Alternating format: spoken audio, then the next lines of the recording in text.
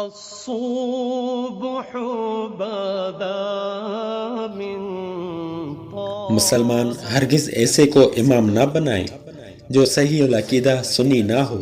اور جو سنیوں میں سنی وہابیوں میں وہابی بنتا ہو وہ وہابی بھی ہے اور منافق بھی۔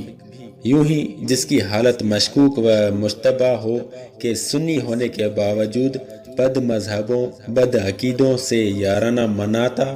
ان کے پاس اٹھتا بیٹھتا ہو، یا جو نیاز درود فاتحہ صلاۃ و سلام اور قیام و میلاد کا منکر ہو،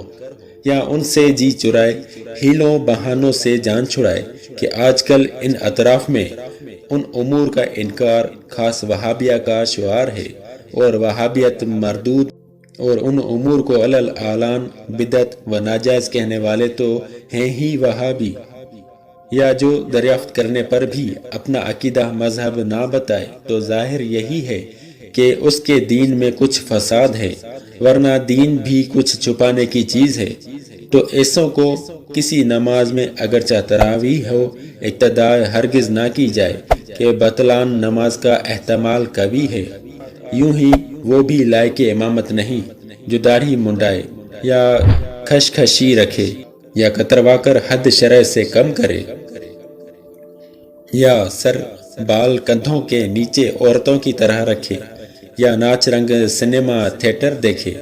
یا بلا عذر شرعی رمضان کے روزے نہ رکھے، یا جماعت کا پابند نہ ہو، یا نماز قضا کرے،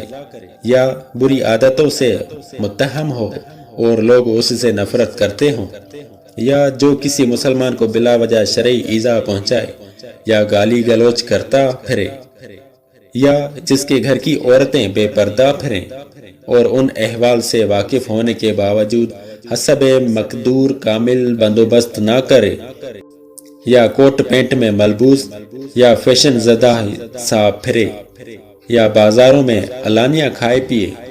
غرض جسے احکام شرع کا لحاظ پاس اور احترام نہ ہو وہ ہرگز امامت کا اہل نہیں۔